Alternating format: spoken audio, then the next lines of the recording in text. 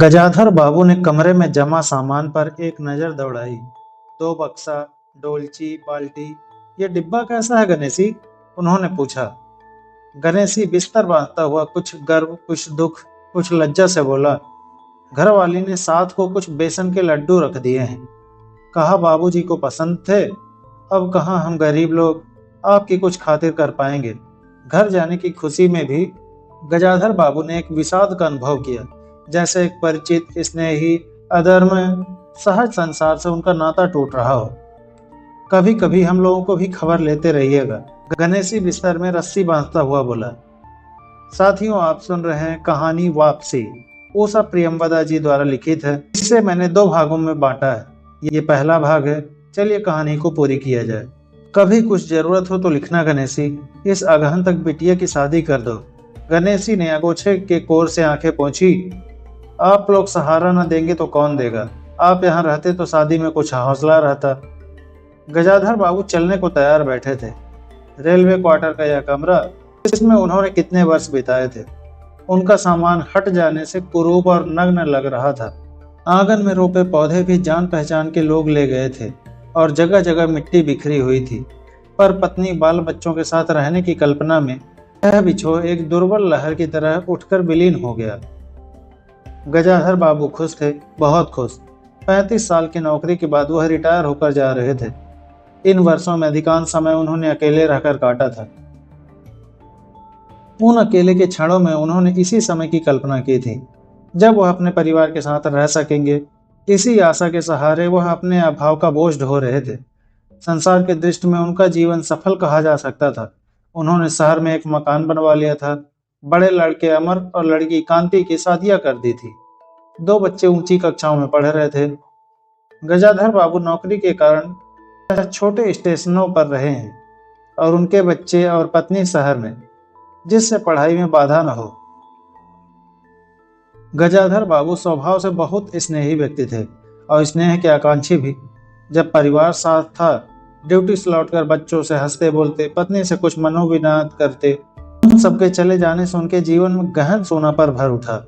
खाली क्षणों में उनके घर में टिका न जाता। कभी प्रकृति के न होने पर भी उन्होंने पत्नी की स्नेहपूर्ण बातें याद आती रहती।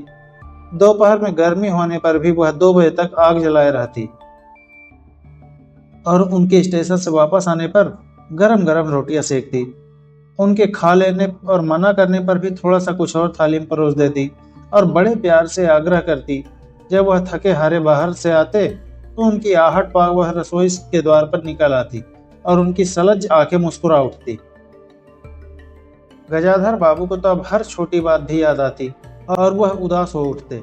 अब कितने वर्षों बाद वह अवसर आया था जब वह फिर उसी स्नेह के आदर के मध्य रहने जा रहे थे। टोपी उतारकर गजाधर बाबू ने चारपाई पर रख दी। जूते खोलकर नीचे खिसका दिए। अंदर से रह रहकर कह-कहों की आवाज आ रही थी। इतवार का दिन था। उनके सब बच्चे इकट्ठे होकर नाश्ता कर रहे थे। गजाधर बाबू के सूखे चेहरे पर स्निग्ध मुस्कान आ गई। उसी तरह मुस्कुराते हुए बिना खांसे अंदर चले आए। उन्होंने देखा कि नरेंद्र कमर पर हाथ रखे शायद गत रात्रि के फिल्म में देखे गए किसी नृत्य की नकल कर रहा था और बसंती हंस हंसकर दोहरा हो रही थी। अमर की बहू को अपने तन बदन, आंचल या घूंघट का कोई होश न था और वह उन्मुक्त रूप से हंस रही थी। गजाधर बाबू को देखते ही नरेंद्र धप से बैठ गया और चाय का प्याला उठाकर मुंह से लगा लिया। बहू को होश आया और उसने झट से माथा ढक लिया। केवल बसंती का शरीर रह रहकर हंसी दबाने के प्रयत्न में हिलता रहा। गजाधर बाबू ने मुस्कुराते हुए उन लोगों को देखा और फिर बोला, क्यों नरेंद्र, क्या नकल हो रही है? कुछ नहीं बाबूजी, नरेंद्र ने सिर पिटाकर कहा। गजाधर बाबू ने चाहा था कि वह भी इस मनोविनोद में भाग लेते, पर उनके आते ही जैसे सब कुंठित हो चुप हो गए। उससे उनके मन में थोड़ी सी खिन्नता उपज आई। बैठते हुए बोले, बसंती, चाय मुझे भी देना। तुम्हारी अम्मा की पूजा अभी चल रही है क्या? बसंती ने माँ की कोठरी की ओर देखा। अभी आती ही होंगी और प्याले में उनके लिए चाय छानने लगी। बहू चुपचाप पहले ही चली गई थी। अब नरेंद्र भी चाय का आखिरी घूंट पीकर उठ खड़ा हुआ। केवल बसंती पिता के लिहाज में चौके में बैठी माँ की राह देखने लगी। गजाधर बाबू ने एक घूंट चाय की पी, फिर बोला, बिट्टी, चाय तो फीका है, लाइए चीनी और डाल दे। बसंती बोली। रहने दो, तुम्हारी अम्मा जब आएगी तब पी लूंगा। थोड़ी देर में उनकी पत्नी हाथ में अर्ध का लोटा लिए निकली और अशुद्ध स्तुत कहते हुए तुलसी में डाल दिया। उन्हें देखते ही बसंती भी उठ गई। पत्नी ने आकर गजाधर बाबू को देखा और बोला, अरे आप अकेले बैठे हैं, ये सब कहाँ गए? गजाधर बाबू के मन में फांसी का रख उठी। अपने अपने काम में लगे हैं, आखिर बच्चे ही हैं। पत्नी आकर चौक में बैठ गई।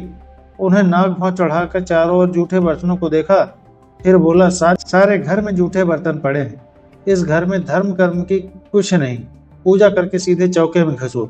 फिर उन्होंने नौकर को पुकारा।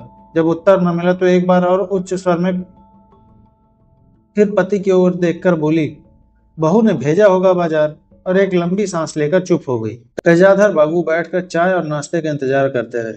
उन्हें अचानक ही गणेशी की याद आ गई।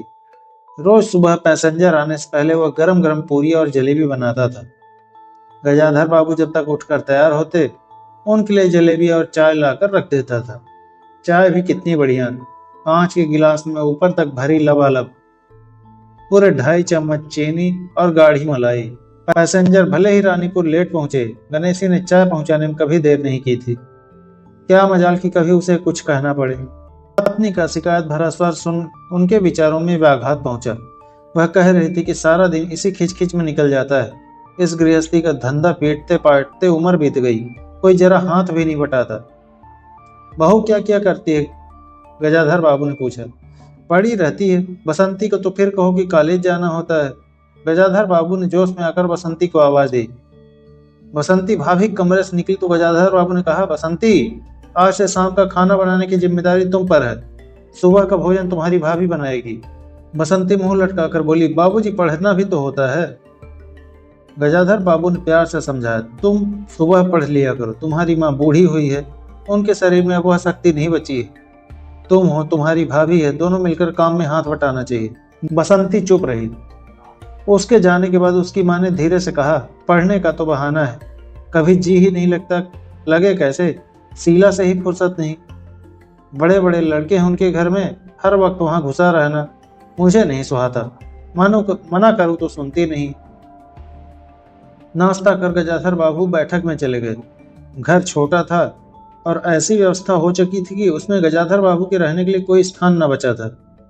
जैसे किसी मेहमान के लिए कुछ अस्थायी प्रबंध कर दिया जाता है, इसी प्रकार बैठक में कुर्सियों को दीवार से सटाकर बीच में गजाधर बाबू के लिए एक पतली सी चारपाई डाल दी गई थी। गजाधर बाबू उसी कमरे में पड़े पड़े कभी कभी अनायास ही इस अस्थायित्व का अनुभव करने लगते। उन्हें याद आती वो उन रेलगाड़ियों की जो कब आती और थोड़ी देर रुककर किसी और लक्ष्य की ओर चली जाती। घर छोटा होने के कारण बैठक में ही सब अपना प्रबंध किया था। उनकी पत्नी के पास अंदर एक छोटा सा कमरा अवश्य था, पर वह एक और अचारों के मर्तबान, दाल चावल के कनस्तर और घी के डिब्बों से घिरा था। दूसरी ओर पुरानी रजाइयां दरियों में लिपटी और रस्सी से बंधी रखी थी। उसके पास एक बड़े से टीन के बक्स में घर भर के कपड़े पड़े थे। बीच में एक अलगनी बंधी हुई थी जिस पर प्रायः बसंती के कपड़े लापरवाही से पड़े रहते थे। वह भरसक उस कमरे में नहीं जाते थे। घर का दूसरा कमरा अमर और उसकी बहू के पास था। तीसरा कमरा जो सामने की ओर था बैठक था। गजाधर बाबू के आने से पहले उसमें अमर की ससुराल से आया बेंत की 3 कुर्सियों का सेट पड़ा था। कुर्सियों पर नीली गद्दी और बहू के हाथों के कड़े कुशन थे। जब कभी उनकी पत्नी को कोई लंबी शिकायत करनी होती तो अपनी चटाई बैठक में डाल पड़ जाती थी। वह एक दिन चटाई लेकर आ गई। गजाधर बाबू ने घर गृहस्थी की बातें छेड़ी। वह घर का रवैया देख रहे थे। बहुत हल्के से उन्होंने कहा कि अब हाथ में पैसा कम रहेगा, कुछ खर्च कम होना चाहिए। भाई खर्च तो वाजिब हैं, किसका पेट काटूं। यही जोड़ गांठ करते करते बूढ़ी हो गई, न मन का पहना न ओढ़ा। गजाधर बाबू ने आहत विस्मित दृष्टि से पत्नी को देखा। उनसे अपनी हैसियत छिपी न थी।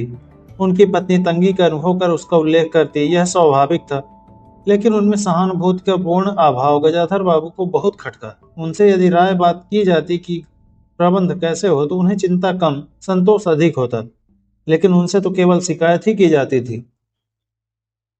जैसे परिवार की सब परेशानियों के लिए वही जिम्मेदार थे। तुम्हें किस बात की कमी है अमर की माँ? घर में बहू है, लड़के हैं, बच्चे हैं, सिर्फ रुपये से ही आदमी अमीर नहीं हो जाता। गजाधर बाबू ने कहा और कहने के साथ ही अनुभव किया कि यह उनकी आंतरिक अभिव्यक्ति थी, ऐसी कि उनकी पत्नी नहीं समझ सकती। हाँ, बड़ा सुख है ना बहू से।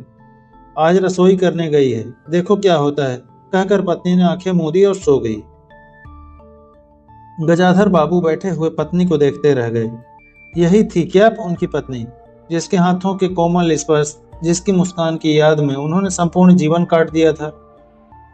उन्हें लगा कि वह लावण्यमयी युवती जीवन की राह में कहीं खो गई है और उसकी जगह आज जो स्त्री है वह उनकी मन और प्राणों के लिए नितांत अपरिचित है। गाढ़ी नींद में डूबी उनकी पत्नी का भारी सा शरीर बहुत बेडौल और कुरूप लग रहा था। चेहरा श्रीहीन और रूखा था।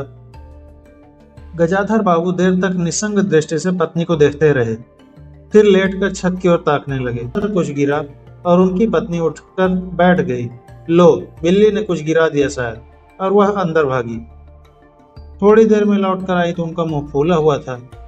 देखा बहू को चौका खुला छोड़ आई, बिल्ली ने दाल की पतीली गिरा दी। सभी तो खाने को बैठे हैं, अब क्या खिलाऊंगी। वह सांस लेने को रुकी और बोली, एक तरकारी और 4 पराठे बनाने में सारा डिब्बा घी उड़ेल कर रख दिया। जरा सा दर्द नहीं है, कमाना वाला हाड़ तोड़े और यहाँ चीजें लूटे। मुझे मालूम था कि यह सब काम किसी के बस का नहीं। गजाधर बाबू को लगा कि पत्नी कुछ और बोलेगी तो उनके कान झनझना उठेंगे। ओंठ भींच करवट लेकर उन्होंने पत्नी की ओर पीठ कर ली। रात का भोजन बसंती ने जानबूझकर ऐसा बनाया था कि कौर तक निगला न जा सके। गजाधर बाबू चुपचाप खाकर उठ गए, पर नरेंद्र थाली सरकाकर उठ खड़ा हुआ और बोला, माँ, मैं ऐसा खाना नहीं खा सकता। बसंती बोली, तो ना खाओ, कौन तुम्हारी खुशामद करता है। दोस्तों, कैसी लगी ये कहानी कमेंट में जरूर बताना। जल्द मिलूंगा इस कहानी का अगला भाग लेकर, तब तक के लिए नमस्कार।